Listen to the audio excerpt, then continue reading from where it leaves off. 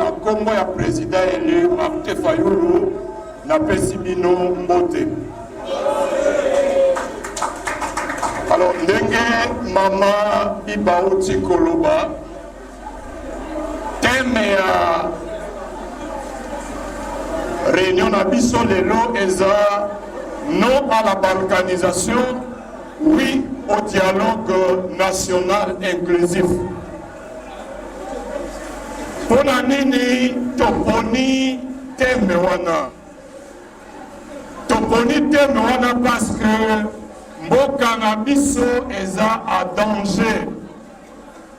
Eza lokola oza na lopango na yo, mais oyoki que locataire ateki lopango. Yo papa mokolo lopango, mama na bana boyebi te, mais bozwi sango bo vérifier que eza ya solo locataire na bino ateki lopango. Locataire wana bokosala ye nini? Bokosala ye nini? Bandeko, locataire na biso oyo lelo aza locataire na palais de la nation. Makambo oyo bazosala na doa eza lokola koteka lopango na biso Congo. Tozwi document oyo balingi basigné na doa. Document oyo bazobenga projet zéro. Bolandaki conseiller spécial ya président ya États-Unis Boulos sima ya bosangani na ye na ndeko na biso Félix Tshisekedi na Bruxelles. Alobi tosi topesi document final ya accord pe biso États-Unis tozosala maso po M23 na gouvernement ya Congo bayokana na lombango basigné accord wana. Mena accord wana nini bakomi na kati? Na accord wana eza na biloko misatu oyo biso bana Congo tokoki kondima ta moke te. Eloko ya liboso, article 8 ya accord wana elobi boye que bakopesa na armée ya M23 5 ans renouvelable. Un mandat de 5 ans renouvelable, c'est-à-dire ça peut être 10 ans, ça peut être 15 ans, ça peut être 20 ans. Mais mandat wana armée M23 ekosala nini? Ya liboso armée ya M23 oyo toyebi ke eza armée ya Kagame, armée ya Rwanda nde ebotoli biso Goma, Bukavu na baterritoire nyonso ya province wana. Accord wana article 8 elobi armée wana bakopesa yango nde ekamba province ya Nord Kivu na Nord Kivu pendant 5 ans renouvelable si nécessaire. Babakisi lisusu balobi l'armée du M23 oyo bakobenga force spéciale intérimaire sera la seule force de sécurité qui va opérer dans les deux provinces. FRDC et Kokotaka Kuna lisusu te balobi seulement na armée M23 bakobaki 25% ya élément ya police nationale congolaise na 25% bako recruter yango parmi les populations locales. Babakisi lisusu kana article 11 wana que pendant ce mandat temporaire les membres de la force spéciale intérimaire wana bakoki kozala permité te na province mosusu, c'est-à-dire ekozala armée oyo ekotikalaka na Bukavu na Goma na baprovince wana. Gouvernement eza na makoki te akoloba tolongoli bango totindi bango na Équateur, totindi bango na Congo central, totindi bango na Kasai, bakotikalaka na Nord Kivu na Sud Kivu pendant 5 ans renouvelable si nécessaire. Nayebi te soki bino bondimi article wana bondimi akoro ya ndenge wana biso tomoni danger tolobi tokoki ata moke te kondima yango. Constitution na biso elobi boye article 63 na alinéa 2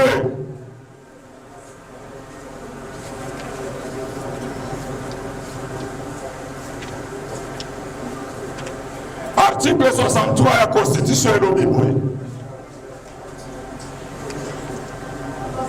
alinéa 2 toute autorité nationale, provinciale, locale et coutumière a le devoir de sauvegarder l'unité de la République et l'intégrité de son territoire sous peine de haute trahison.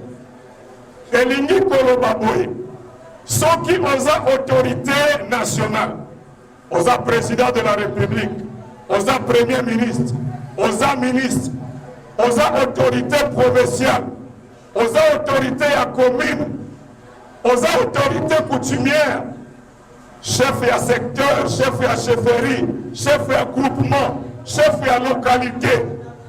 Constitution na biso elobi, vous avez le devoir de sauvegarder l'unité de la République. Bomoko ya mboka. Vous avez le devoir de sauvegarder l'intégrité du territoire de la RDC. Ce qui osali yango te, osali haute trahison. C'est une obligation du moment que vous êtes autorité nationale, du moment que vous êtes autorité coutumière. Vous n'avez pas d'excuse. Et si vous ne défendez pas l'intégrité territoriale, c'est une haute trahison. Haute trahison elingi koloba ezali nde lisumu ya mabe koleka masumu nyonso. Alors, voilà article 8 ya akoro ya Doha oyo ndeko na biso Tshilombo alingi a signé à Doha avec les M23. Constitution na biso ebakisi lisusu na article 165 elobi boye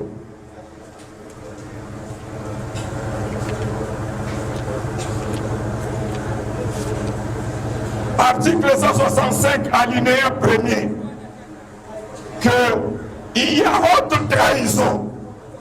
lorsque le président de la République a violé intentionnellement la Constitution, ou lorsque lui ou le Premier ministre sont reconnus auteurs, co-auteurs ou complices de violations graves et caractérisées des droits de l'homme ou de cession d'une partie du territoire national. Ceux qui ne continuent à signer accord WANA, selon l'article 165 de notre Constitution, il sera auteur d'une cession d'une partie du territoire national. Et la Constitution appelle ça haute trahison.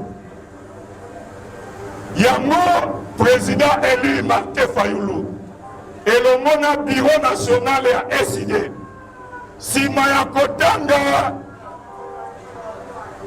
draft Yakorwana, to suit décision, Yako alerter chaque Congolais. Tobandi, campagne de sensibilisation, nous sommes le 3e dimanche. Pendant que biso toza awa na Kiseso, bandeko na biso mosusu avec Demos Kitoko, baza na Selembao, kaka pona sensibilisation. Dimanche eleki tozalaki na Tchangu, samedi tozalaki na Lukunga, samedi prochain dimanche toko continuer la sensibilisation. À la fin du mois, président élu Martin Fayoulou Yemoko à Lobby le 29 novembre, il sera dans un meeting public na Mwamba. Aya koyebi sabana mboka nyonso ya Congo. Danger oyo eza liboso na biso eza nini? Pe tosala nini po topekisa ndeko na biso Félix a signé accord ya ndenge wana te? Au lieu ya kosigner accord dangereux, accord suicidaire ya ndenge wana, malamu aya na dialogue national ndenge basangola bapasteur bazo yebisa ye banda ebandeli ya mbulo tozanango. Pona nini tozosala sensibilisation? Tozosala sensibilisation likolo ya article 63 alinéa 1er. Nauti kotangela bino alinéa 2 oyo elobi toute autorité nationale oyo akodéfendre intégrité territoriale ya mboka na biso te asali haute trahison. Mais article alinéa 1er article wana ebandi nano kopesa responsabilité monene na chaque Congolais, parce que les autorités nationales wana nani apesaka bango pouvoir? Nani apesaka bango pouvoir? Yango elingi koloba soki peuple nde moto apesaka bango pouvoir, est-ce que totindaka bango bakende koteka mabele ya mboka? Totindaka bango bakende koteka mabele ya mboka na biso? Avant nazongela article 63 alinéa 1er, nakotanga nano article 204 alinéa 2 elobi boye.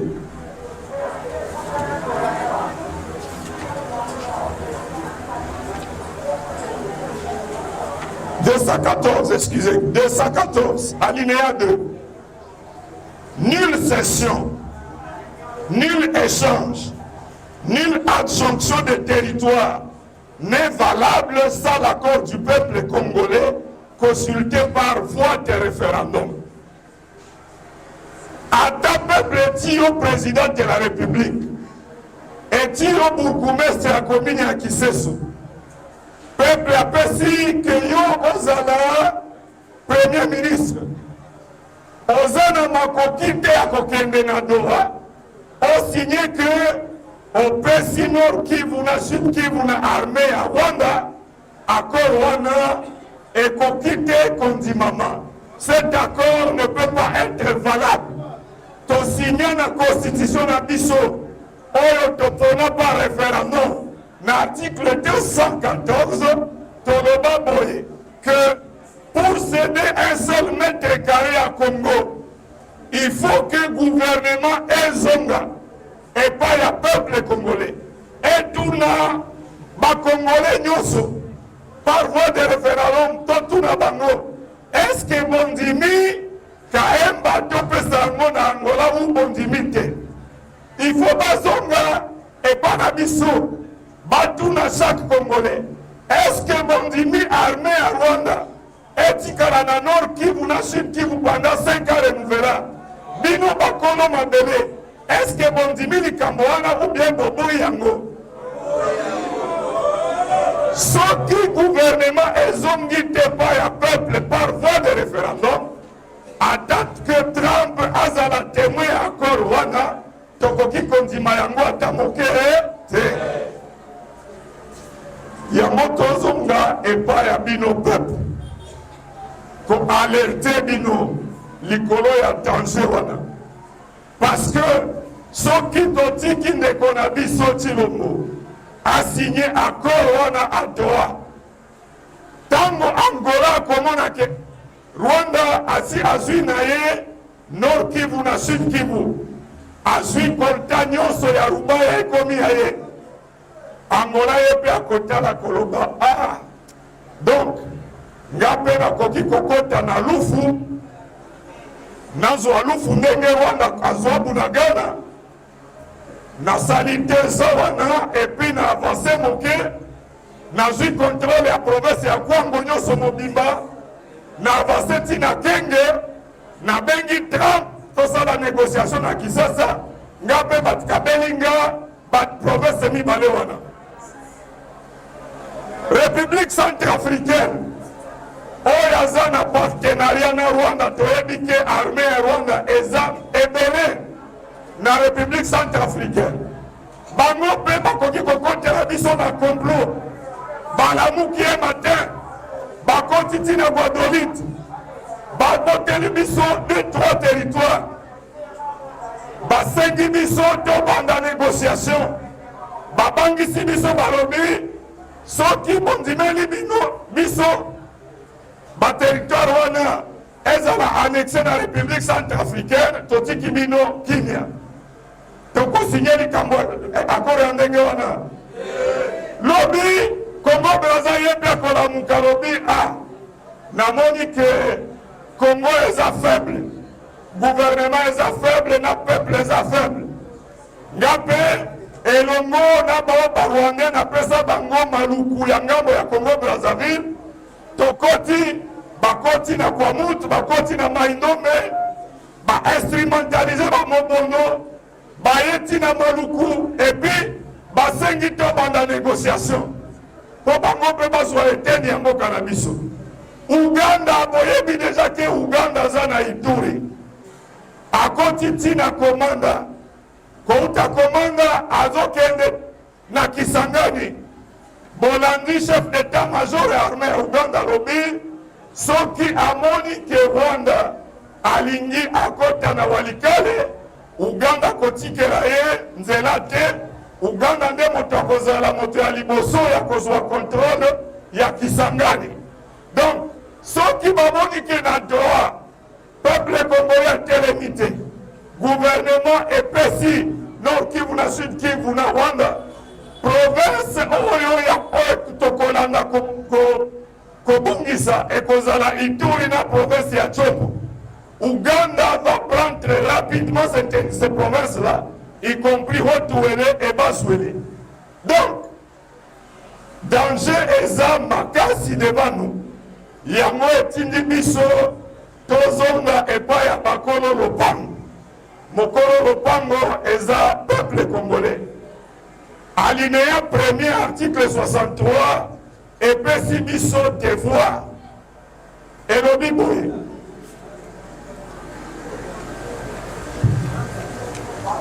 Article 63, alinéa 1er. Tout Congolais a le droit et le devoir sacré.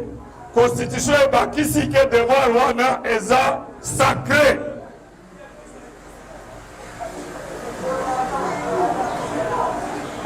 Tout Tout Congolais a le droit et le devoir sacré. Et ça devoir, nous amène mon toit, si biso devoir wana. Personne qui devoir wana, to saleli angote, eza lisumu. Devoir wana eza nini. Le devoir sacré de défendre le pays et son intégrité territoriale face à une menace ou à une agression extérieure. Nous avons le devoir, nous avons le droit et le devoir sacré de défendre l'intégrité territoriale de notre pays. De la même manière que ceux qui ont autorité nationale à défendre l'intégrité territoriale en Mokate et haute trahison. Mais le peuple lui-même, si le peuple ne défend pas l'intégrité territoriale de son pays, le peuple commet une haute trahison. Toyokani. Ceux qui t'ont dit qu'il dit le mot Ateka, Mokanabiso, peut-on vendre Kimia devant nos ancêtres au Babuna pour Congo et Zalambo Canabiso, dans ses limites, dans ses frontières du 30 juin 1960.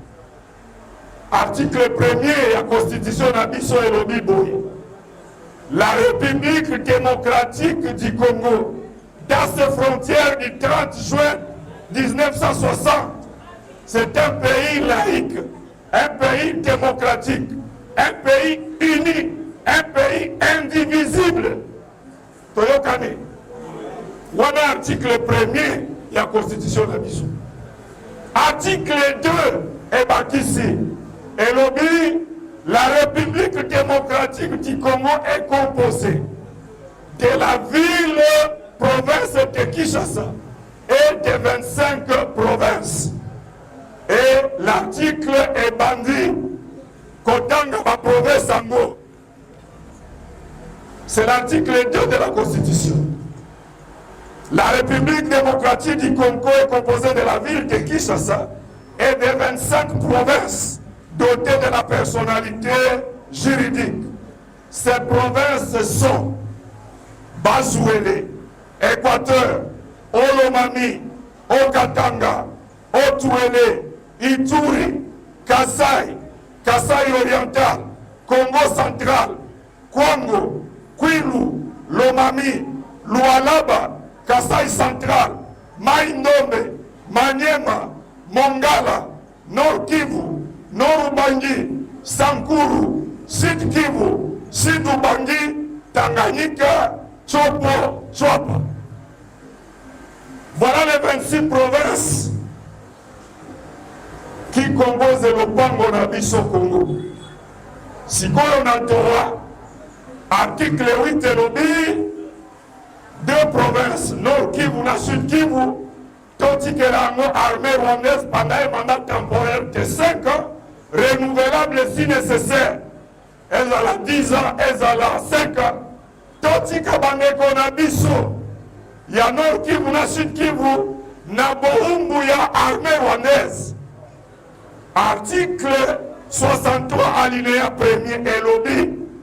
Tout Congolais a le droit et le devoir sacré de défendre l'intégrité territoriale.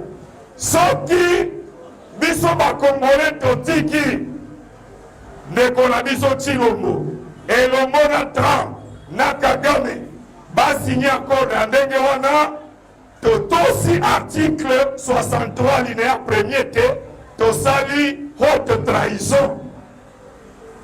Toyokani. Toyokani. À part article 8, il y a projet d'accord na Bangwana. Et un article Mosusu, Oyotomoni est dangereux. Article 6, et l'obiboy, que gouvernement Nabiso est coupé sa document d'identité et des documents de voyage aux résidents de ces deux provinces et en particulier aux membres des communautés vulnérables.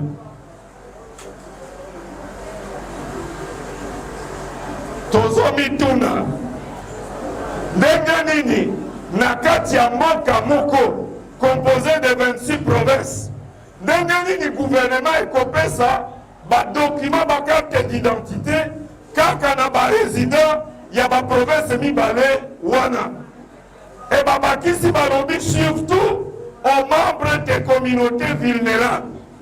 Communauté vulnérable na Nord Kivu na Sud Kivu eza communauté nini?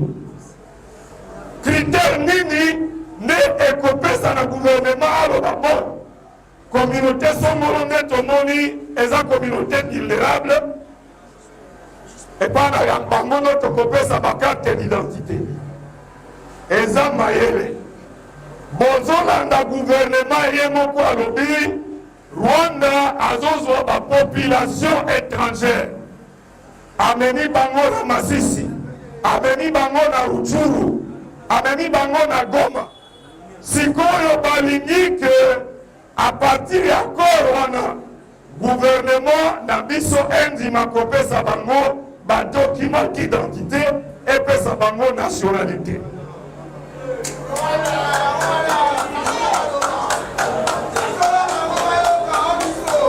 Encore ya ndenge wana bondimi yango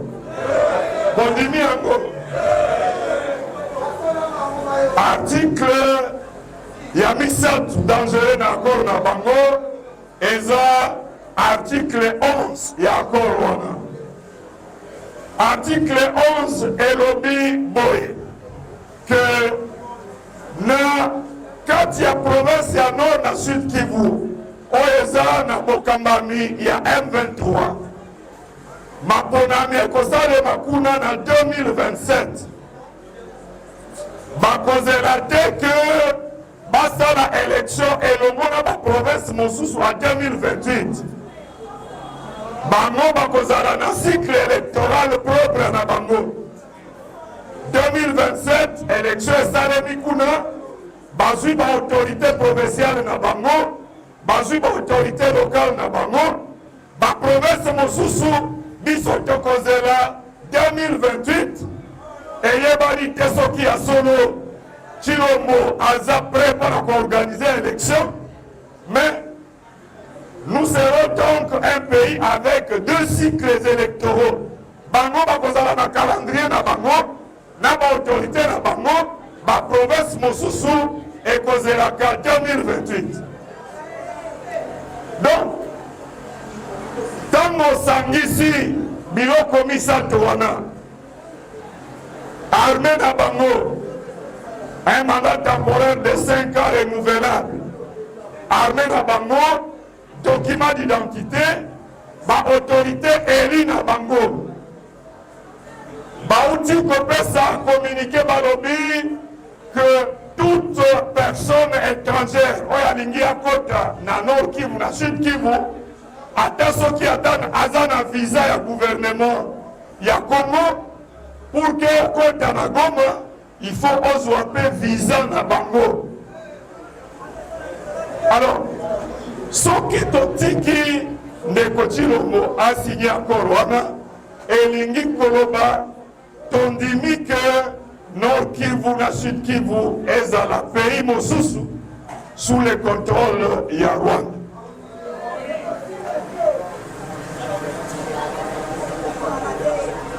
Toye donc epana bino bakolo lopango ko alerte bino que mboka eza en danger yango danger wana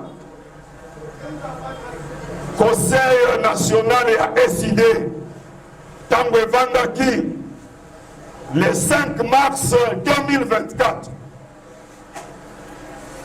sous le thème sauvons la RTC du danger.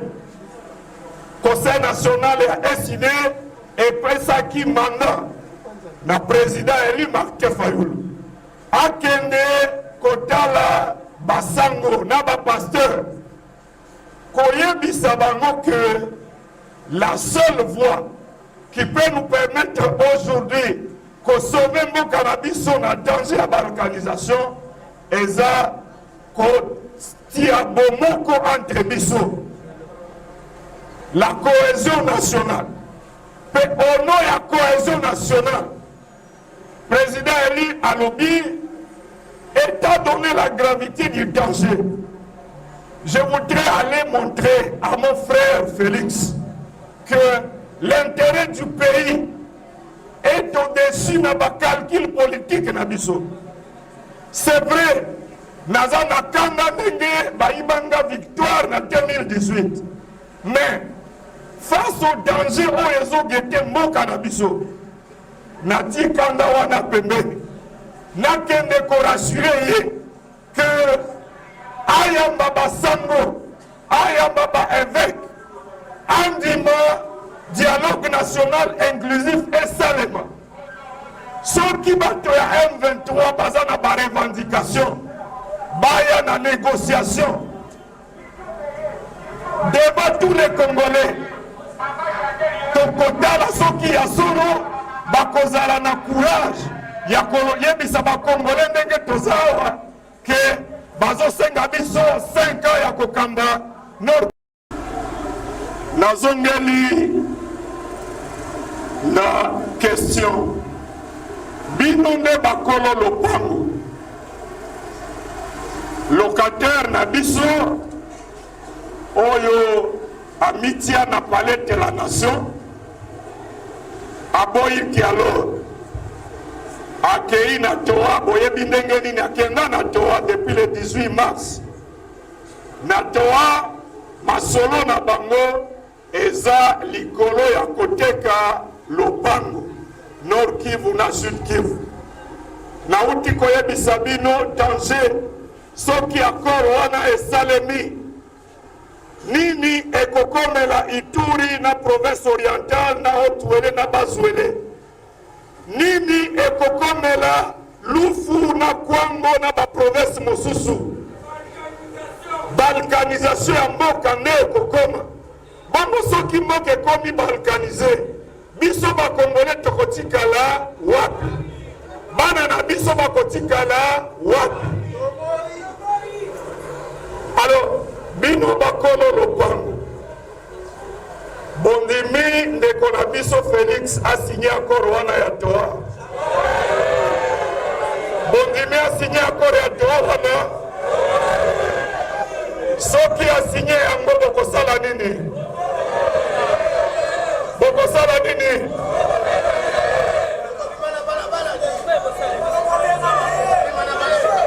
Donc, chers Congolais, nous ne pouvons pas accepter likambo ndenge wana. Boyebi mingi na bakonzi na biso wana baza na double nationalité. Boti kolanda nini ekomeli président ya Madagascar. Sima ya batu ya Madagascar kobenga na ye alakisi nationalité na ye ya français, akomi français. Azalaki président ya Madagascar. Sima population ya Madagascar kobenga na ye abaluki alobi nga naza na nga citoyen français.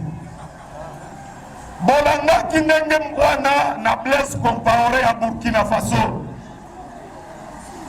Population ya Burkina Faso ekimisi ebengani ye akomi na Côte d'Ivoire azwi nationalité ivoirienne. Bato wana baza na mawana biso te, mingi kati na bango baza na double nationalité. Bazoyiba mbongo, bazosomba ba appartement en Occident. Bakoki kosigner accord dangereux ya ndenge wana soki makambo etelemeli bango bakimi na bango akomi na ye citoyen ya Belgique, akomi na ye citoyen ya Madagascar, akomi na ye citoyen ya Allemagne. Bongo yo soki bateki kwango okozala citoyen ya mboka nini? Donc, s'il vous plaît, bino bakolo lopango nasuki ko rappeler bino article 63 alinéa 1er. Tout Congolais a le droit et le devoir sacré, c'est un devoir divin kobunda pona mabele ya mboka, c'est un devoir sacré. Soki tobundeli intégrité territoriale, soki tobundeli mabele ya mboka na biso te, tosali haute trahison. Nous chantons l'hymne national chaque jour. Na hymne national na biso, nous disons debout Congolais. Tolobaka, nous peuplerons ton sol et nous assurerons sa grandeur. Wana serment tolapaka chaque jour. Si quoi to condiment que atoa bato bavanda bayokana babanda ko balkaniser mboka na biso.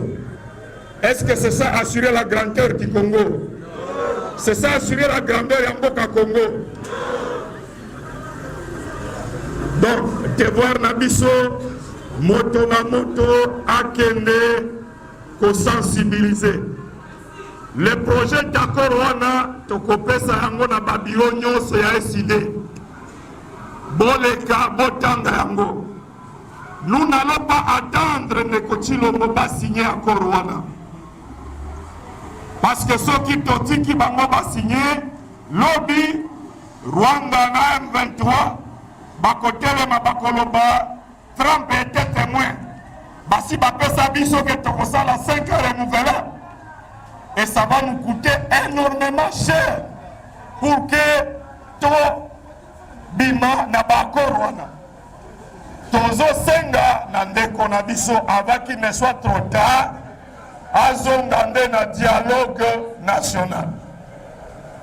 Ce qui a continué koboya koya na dialogue national et komona na polele ndenge ndeko na biso ke vosa lobaki et komona na polele que yepe azui numéro 9 na équipe ya balkanisation.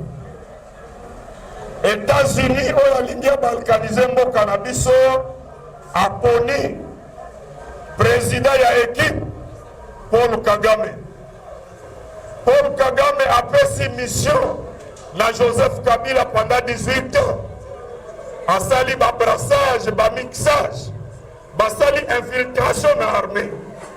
Mais baye kotala ke ba Congolais ba fongoli miso. Mission Kabila azoko kangoli sous-souté. Baponi numéro 9. Mais ni numéro 9 wana alati mayo lokola azamoto équipe na biso. Congolais te père et te mère. Mais kotala malamu ndenge azobeta. Azokotisa babi nde na ngambo ya équipe na biso. Akotisi bi atiki banguna bazwa Bunagana. Akotisi bi atiki bango bazwa Goma, Bukavu. Akotisi bi lelo tozolobela lisusu te retrait ya Rwanda, retrait ya M23 na Goma. Ekomi accord de Doha oyo eza na ba article wana oyo nauti kolakisa bino ke eza ba article ya kosede Nord Kivu na Sud Kivu. Donc tozomettre ye en garde.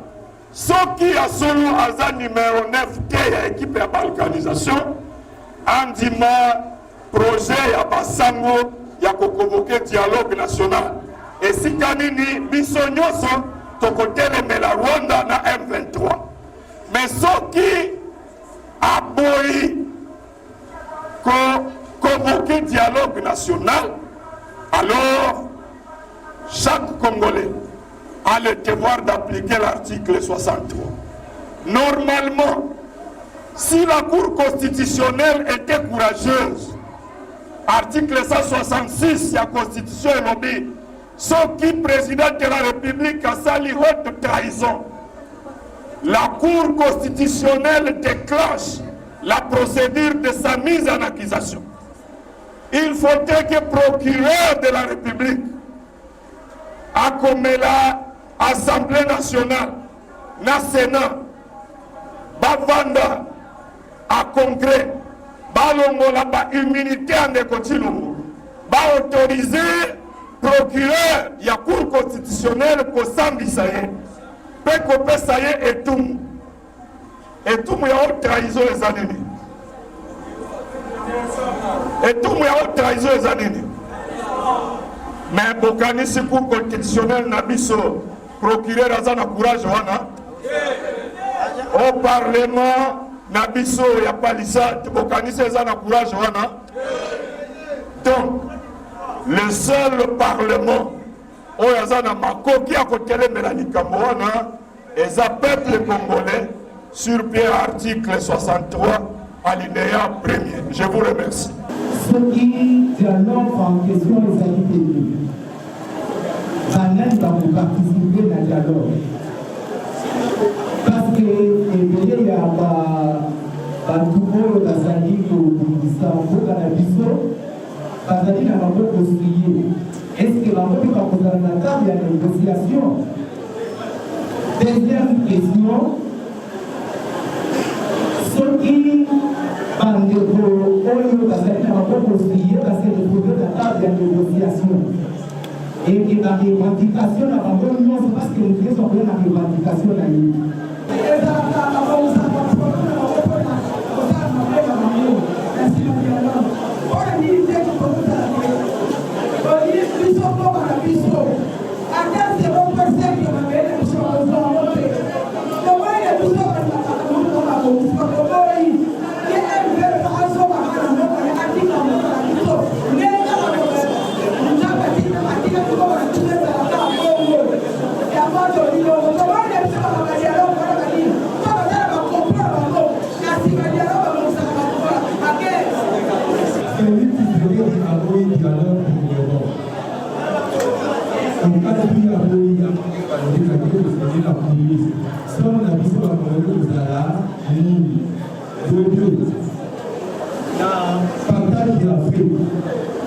Déjà, on voit le Rwanda déjà République démocratique du Congo. Si le Rwanda, là, États-Unis,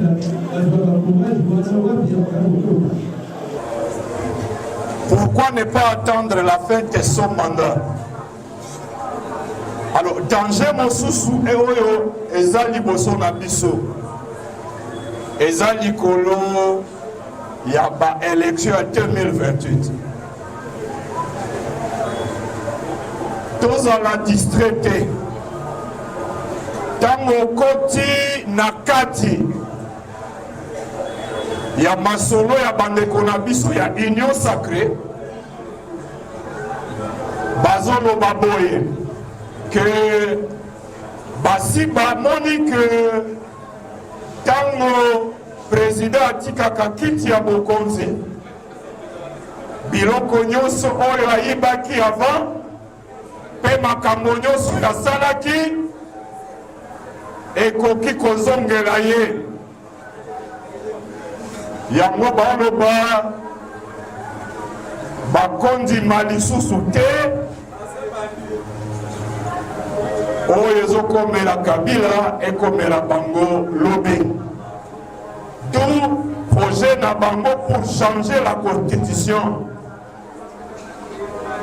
Na projet na bango balobi désormais le président devrait être élu par le Parlement et non plus par le peuple congolais pour un mandat de 5 ans.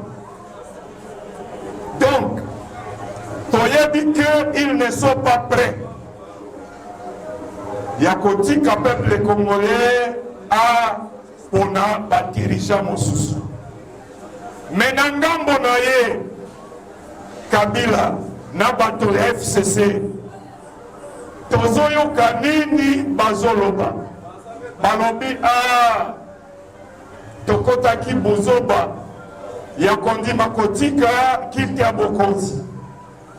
Il faut tozongela kiti yango pe soki tozongeli yango buzoba wana tokosalaka lisusu te.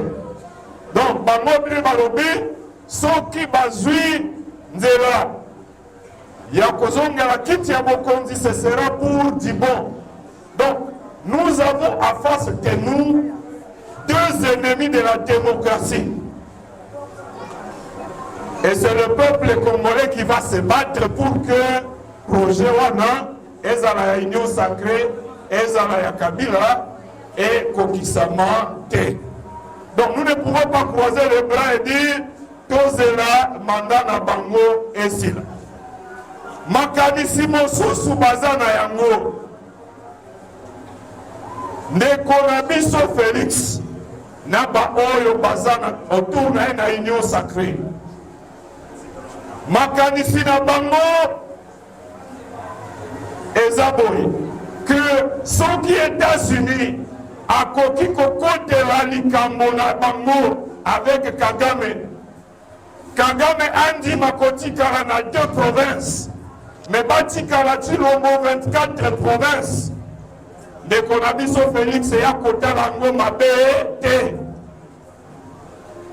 Pourvu que batika ye président, il y a 24 provinces, mboka eka bwana, bandeko na biso Nord Kivu, Sud Kivu, batikala na boumbu ya Rwanda pendant 5 ans renouvelables.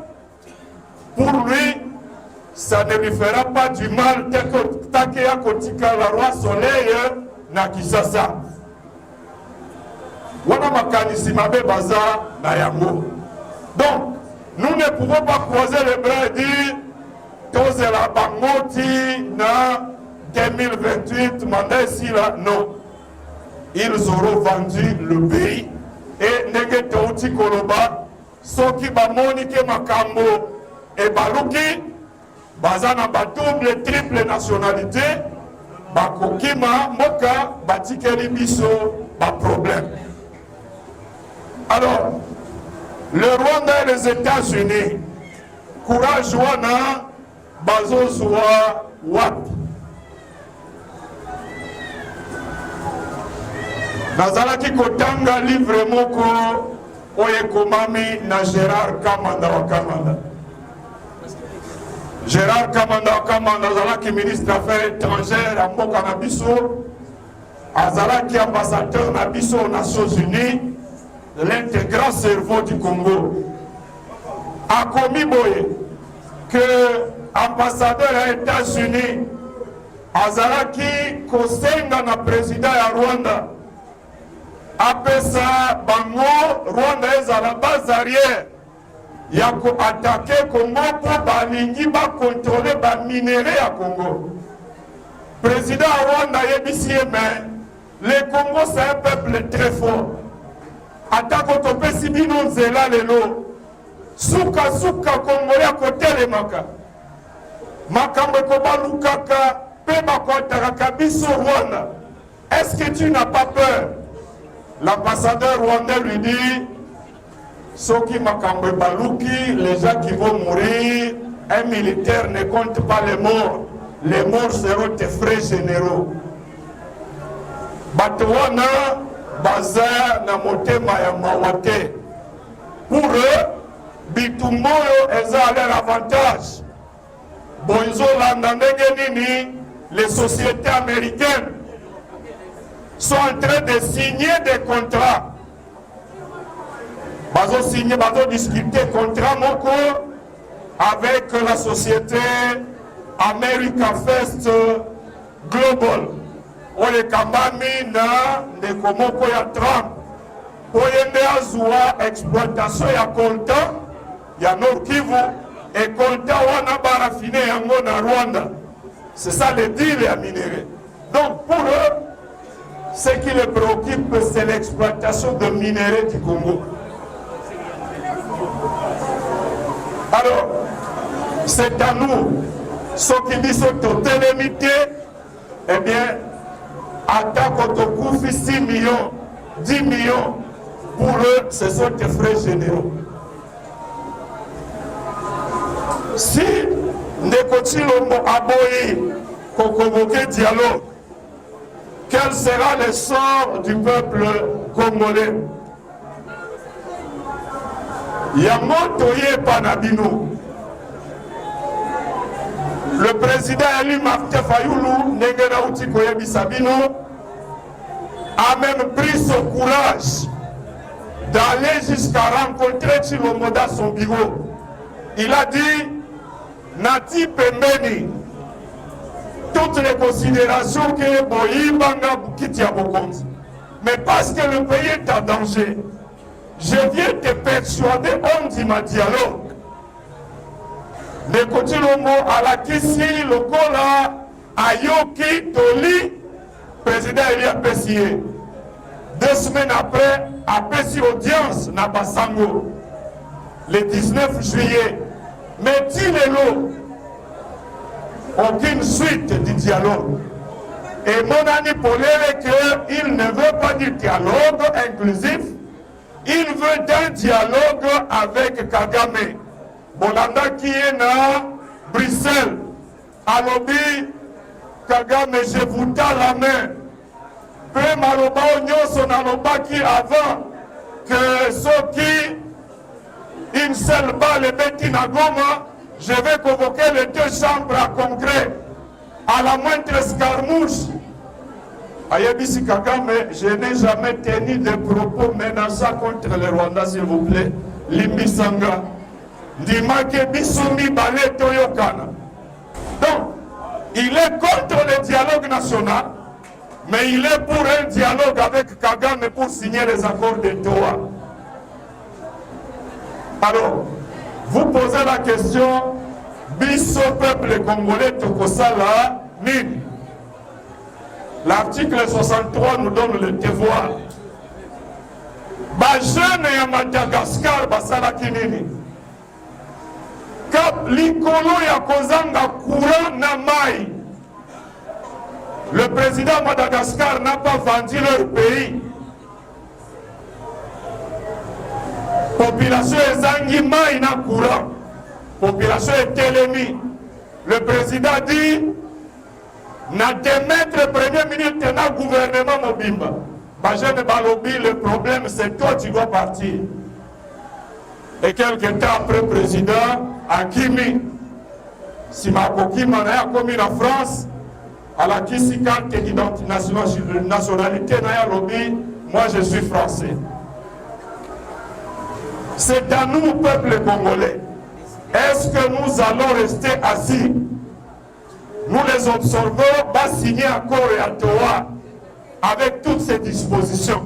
C'est à nous. Biso comme parti décidé de sali devoir na biso. Pour sensibiliser Bino Bakolo Lobango. Le président élu va revenir à la fin du mois de novembre. Un grand meeting au cours duquel il va vous dire Nyonso nini tosali pende konabiso Tshilombo réponse naye nini. Et c'est à vous, peuple congolais, d'assumer votre devoir sur pied de l'article 63. Après dialogue, est-ce que les gens du M23 ne vont pas rentrer? Alors, na décidé Tolobi Boye, na dialogue, parmi les questions Oyobiso, Tolingi, Tozua, solution, c'est la question il y a armée Nabiso. Les Congolais n'est pas faible pour que Rwanda Abomakabiso depuis 30 ans. Nous avons une histoire de gloire à l'armée congolaise. Pendant la Première Guerre mondiale, Boyebi ba victoire nini armée à Congo et Zoa, à Tanzanie, en Éthiopie. C'est pourquoi bapesa bakombo na ba avenir na bari à Kinshasa. Éthiopie, Sayo. Notre armée est une armée de victoire. Même contre le Rwanda. Dans le dialogue, nous voulons créer une commission spéciale sur la question de l'armée. Le budget de la défense, Yambo Kanabiso, il est de combien? Il est détourné par qui? Tout ça la nini pour que ensemble, on reconstruire l'armée. Ndengenini, le Burundi, un petit pays, Burundi a résisté, a bangisa Kagame. Burundi nde moto azo sunga biso ko protéger Uvira lelo. Soki Burundi te, mais le Rwanda si a besoin Uvira. Comme un petit pays comme le Burundi, richesse na ezakaka banane plantain na café. Biso bato toza na coltan, toza na cuivre, toza na diamant, toza na cobalt. Nous avons les forêts, nous avons les bois.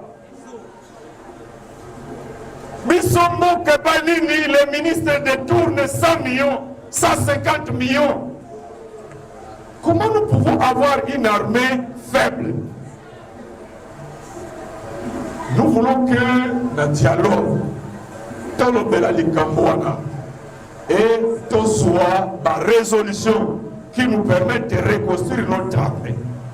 Et si nous construisons notre armée, eh bien, le Rwanda ne va pas continuer à s'amuser avec nous. Alors, les messieurs, Banani, Tokondenga dialogue. Le président élu a rappelé. Regardez ce qui se passe en Israël aujourd'hui. Le gouvernement israélien est négocié avec les Hamas. Voyez ce qui se passe en Ukraine. Poutine et Zelensky se parlent et négocient. Avant que Rwanda azwa Goma na Bukavu, si ma conseil national a décidé to bengaka basango na ba pasteur basala bon office, beaux offices, médiation, négociation, dialogue et seulement entre biso bato yo tozwa mandu kité bandeko na biso ya union sacrée baseka biso baboya. Aujourd'hui ndenge bilomoko bozotala, plus personne ne parle même de la résolution 2773 du 21 février, résolution oyo Nations Unies et Loba basengi na Rwanda na M23 balongola mapinga na bango sans condition na Goma na Bukavu. Lelo makambo baluki le 27 juin de Konabiso Chilombo akei ko signé au bazo benga accord de Washington. Na annexe premier accord wana le point 2 tango tangi ndenge nini makambo bakolandela yango, retrait armée rwandaise vient à 4e position après les opérations de neutralisation des FDLR par les FARDC. Elingi Koloba, une fois de plus par cet accord, Nekonabiso Chilombo nous a trahis. Au lieu de lutter pour l'application de la résolution 2773, il a accepté de signer un accord où il peut s'y avantage dans Munguna Nabiso. Et on est bloqué jusqu'aujourd'hui. Alors, résolution on a disait il fallait M23 et l'Ongwana Goma na Bukavu sans condition. Ndenge balongwaka na 2012. Mais les lois na droit ne konabiso azo négocier na bango bayoka que bakolongwaka na Goma na Bukavu après un mandat temporaire de 5 ans renouvelable si nécessaire.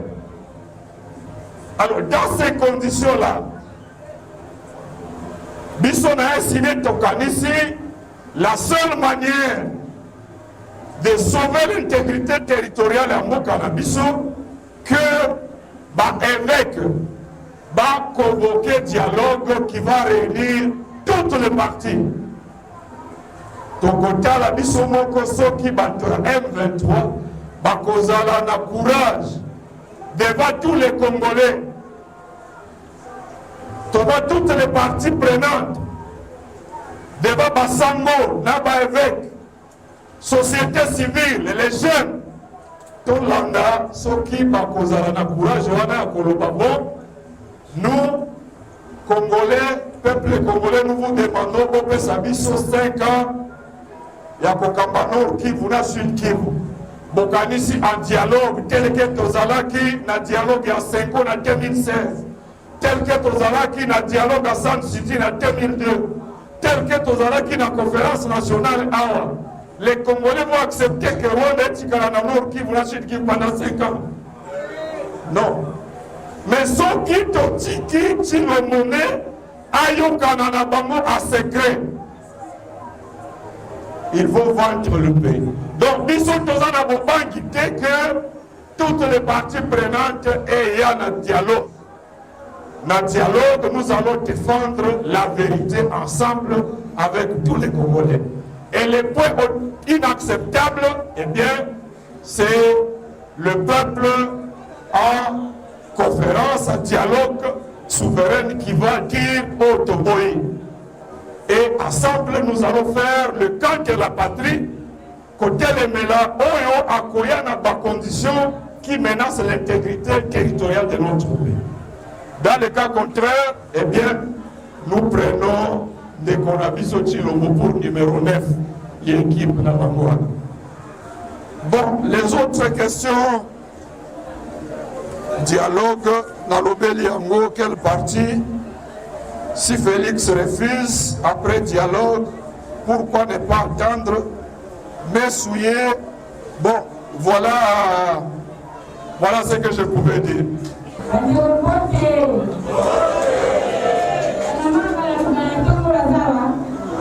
Une minute.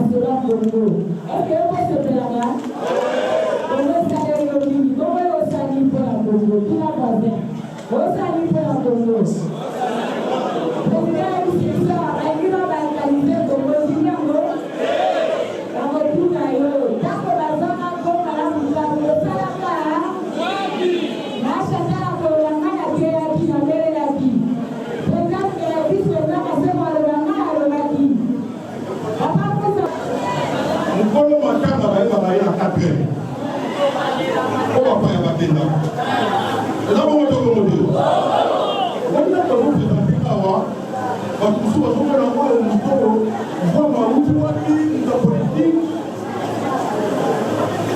À ce moment-là, pour moi, je vais avoir un camarade.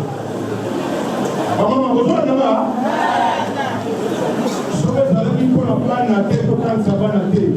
Moi, on a 5 euros de repas. On a 4 euros de caméra. On va m'abattre. Mongoyo, les alliés à Bissau. C'est-à-dire que ceux qui ont dit que l'île de Kotisege du Boka. Parce que vous avez un les gens de Kotisege, les gens de Bonanga, les gens de Kabila, à Missadou, à la place avec un mot triangle, à toi, la commission de la Congo de l'Olier, ça va y avoir un jour, à Maman, la monnaie vous a la monnaie vous a la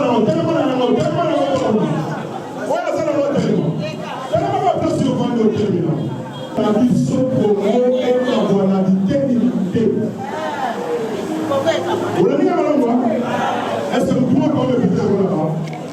Togo Ingo Canadiso Congo et Canadité. Est-ce que vous pouvez le même mot? Allez, Togo Ingo.